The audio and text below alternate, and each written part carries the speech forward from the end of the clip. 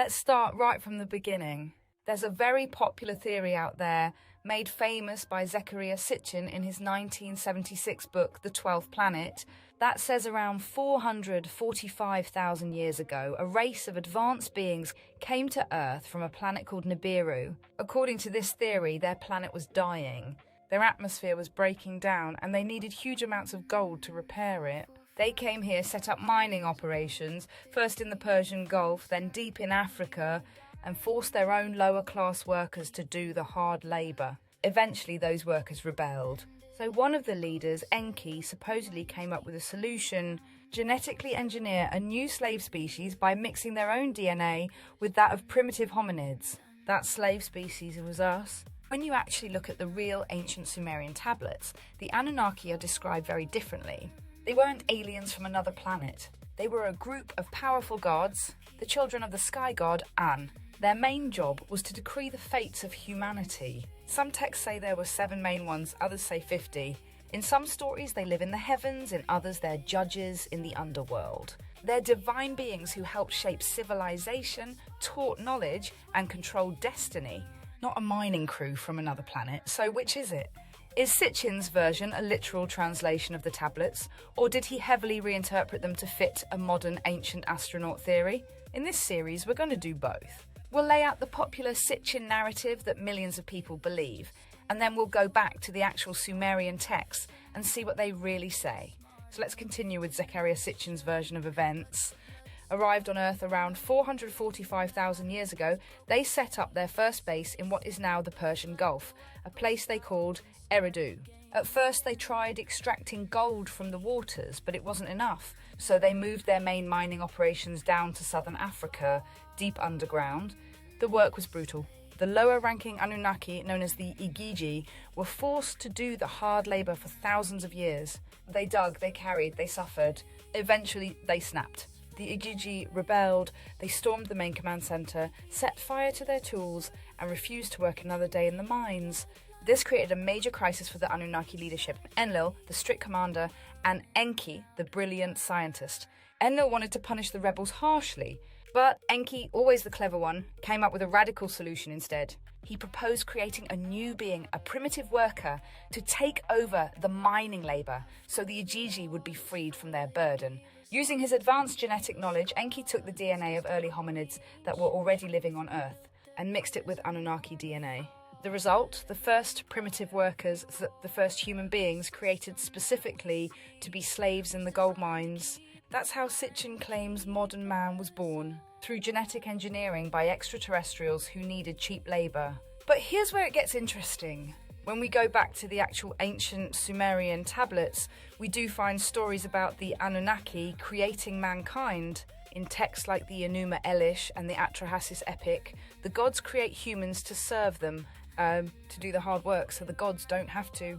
So while the specific details about Nibiru, gold mining and a worker rebellion are unique to Sitchin, the core idea that the Anunnaki created humanity to serve them does appear in the real ancient texts.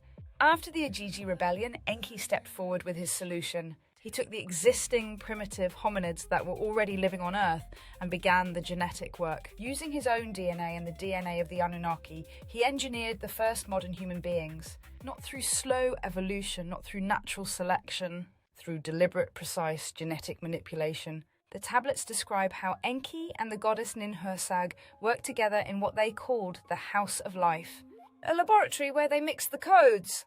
They created us to be strong enough to work the mines, intelligent enough to follow orders, but not so intelligent that we would question our place. We were designed as the perfect slave species. The first humans were placed in the gold mines of southern Africa. They dug, they carried, they worked without rest. And for thousands of years, that was our only purpose, to serve the gods who created us. But something unexpected happened. Some of them even began to mate with human women. The tablets are very clear about this. The sons of the gods saw that the daughters of men were beautiful and took them as wives. This produced hybrid offspring, the heroes and giants of old. This mixing of bloodlines changed everything. The pure slave race they had engineered started to awaken. We began to remember, we began to question, and that was never part of the plan. The Anunnaki had created something far more powerful than they intended, and that mistake would eventually cost them control of the entire planet. This is where our real history begins. Not as primitive cave dwellers, but as genetically engineered workers who were never meant to wake up. We were never meant to remember. The Anunnaki designed us to be strong, obedient, and limited. Perfect workers, not thinkers, not creators, certainly not equals. But something went wrong. After generations of working in the mines and serving in their cities, something inside us began to stir. The hybrid blood, the mixing between Anunnaki males and human females, accelerated it. The tablets are very clear. The sons of the gods saw the daughters of men and took them as wives. The children born from these unions carried stronger codes. They were smarter, stronger, more aware. And awareness is dangerous when you're supposed to be a slave. The first cracks appeared in the workforce. Workers began questioning their endless labour. Some refused orders. Some started to organise. The leadership, especially Enlil, saw this as a direct threat. Enlil wanted to wipe us out. Enki, who had created us, argued against total destruction. He still saw value in his creation. But even he couldn't stop what was coming. The decision was made. A great flood would be sent to reset the experiment. The tablets describe how Enlil ordered the destruction of mankind. The waters would rise, everything would be washed away. A clean slate. Enki couldn't let his creation be completely erased. He warned one man, Ziusudra, later known as Noah in other traditions, and told him to build a great boat, to take his family, animals, and the seeds of life, to survive what was coming. The flood came, it was catastrophic. Most of humanity was wiped out, but a few survived, and when the waters receded, the Anunnaki were shocked to find us still here. Instead of destroying us again, they made a new deal. They would teach us civilization. They would give us kings, laws, agriculture, and cities. In return, we would continue to serve them. The reset had failed. Humanity had survived. And from that moment on, the game changed forever. We were no longer just slaves in the mines. We had become something far more complicated. After the flood, the Anunnaki didn't leave. They rebuilt. But this time, they made sure we would never rise again. They installed kings, bloodlines, systems of control that would last for thousands of years. The tablets are very clear. After the waters receded, the gods gave humanity kingship as a gift. But it wasn't a gift. It was a new form of slavery with better packaging. They taught us agriculture, cities, writing, and law, but only so we could serve them more efficiently. They created the first royal bloodlines by mixing their DNA with the surviving human lines. These hybrid kings ruled on behalf of the gods. The divine right of kings wasn't a fairy tale. It was a genetic contract. The same families that rule today, or their proxies, trace their claimed legitimacy back to this period. The same blood, the same agenda. They didn't need to be physically present anymore. They created priesthoods, temples, and religions to control us from a distance. Fear of the gods, fear of sin, fear of the afterlife, all designed to keep us obedient, guilty, and harvesting our own energy for them. This was the birth of the matrix we still live in. Every empire that followed, Sumer, Babylon, Egypt, Rome, and everything since, carried the same blueprint. Divide and rule. Keep the masses fighting each other while the real rulers stay hidden. Turn spirituality into organised religion. Turn knowledge into guarded secrets. They rebuilt the farm stronger than before, and we've been living inside their reset ever since. The flood wasn't the end of their control. It was the upgrade. The real question isn't whether the Anunnaki destroyed Atlantis and reset humanity. The real question is, how much longer are we going to keep playing their game? Every empire that rose carried their fingerprint. Every major religion, every financial system, every war, all of it built on the same foundation they laid after the flood. They fragmented the truth. They split the ancient knowledge into pieces and guarded it in secret societies while feeding the masses distorted versions to fight over. They turned us against each other so we would never turn against them. This is the long game. This is why the same symbols, the same bloodlines, and the same control mechanisms keep appearing across centuries and continents. They never left, they just learned to rule from the shadows. And we've been living in their upgraded prison ever since. The flood wasn't the end of their experiment. It was the beginning of the version we're still trapped in today. They didn't just rebuild the farm, they perfected it. After the flood, the Anunnaki knew brute force wasn't enough. They needed something more permanent, more subtle, something that would make us police ourselves. So they created the ultimate control system, religion. They didn't give us spirituality. They gave us organised religion, rules, priests, temples, fear of the gods, fear of sin, fear of the afterlife, all designed to keep us guilty and harvesting our own energy for them without them ever having to lift a finger. They installed bloodline kings who claimed divine right. These hybrid rulers weren't just political leaders, they were the bridge between the gods and the slaves. The same families and their descendants have been running things behind the scenes for thousands of years. They never left after the flood, they simply went underground, literally and figuratively. They embedded their hybrid bloodlines into every major power structure that followed. Kings, emperors, popes, bankers, the same families, the same blood, recycling through the centuries under different names, different titles, different flags. The Anunnaki didn't need to rule openly anymore. They had perfected the art of invisible control. They created religions that taught us to fear God instead of remembering we carry divine spark. They created money systems that turned our life force into debt and endless labour. They created wars that kept us divided and terrified while their bloodlines profited on both sides. Every empire, every golden age, every collapse, all of it managed from the shadows. The same entities that engineered us as slaves in the gold mines are still harvesting us today. Only now the mines are invisible, the chains are psychological. The gold they extract is our energy, our attention, our suffering. This is the eternal farm, and we are still the livestock. But something is happening. The frequency fence is failing. The blood is remembering. The old control grids are glitching. They're panicking. That's why the world feels like it's speeding up. That's why the divisions are getting more extreme. That's why they're pushing so hard right now. They know the livestock is starting to wake up, and a conscious farm is a useless farm. This is the endgame. The same beings who destroyed Atlantis to reset us are watching their entire system crack in real time. The question is no longer whether they're real. The question is whether we're finally ready to stop being their cattle. The farm is dying. They're panicking, the frequency fence is failing faster than they can repair it. The blood is remembering, the implants are glitching. The orbs are being caught on camera more openly than ever. The long game is ending. After thousands of years of perfect control, the livestock is starting to wake up inside the farm, and the farmers don't know what to do.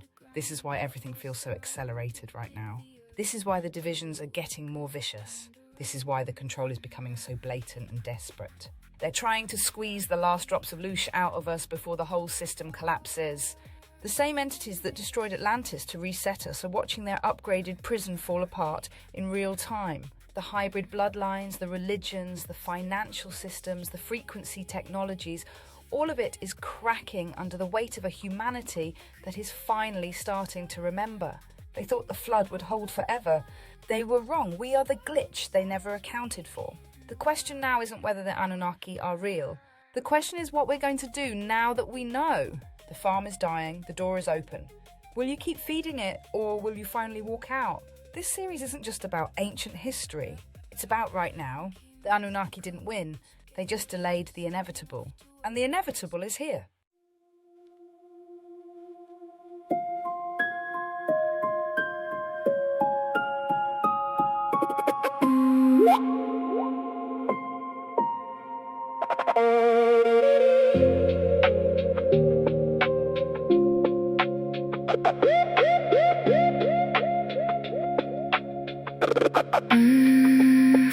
Four, 5,000 years ago, they came from the sky. Nibiru died and needed gold to keep their world alive. Landed in the Gulf, set up the mines deep underground to force their own to dig the earth till the workers turned around. Anunnaki, Anunnaki built the farm and made us slaves. Anunnaki, Anunnaki still pulling strings from their graves. They created us to serve them, engineered our bloodline, but the spark inside is where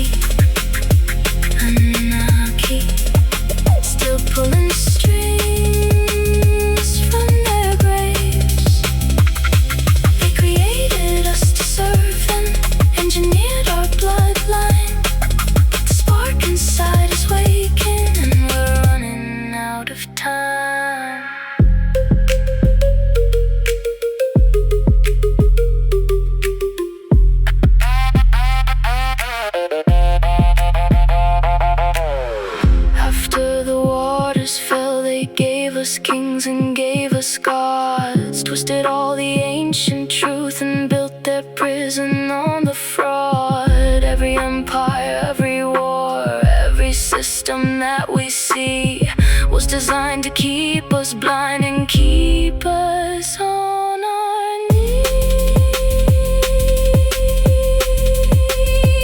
Anunnaki, Anunnaki, your time is running out. Anunnaki, Anunnaki, we remember what we're about. The farm is cracking open, the fence is coming down, the blood is finally waking, and we're burning this shit to the ground.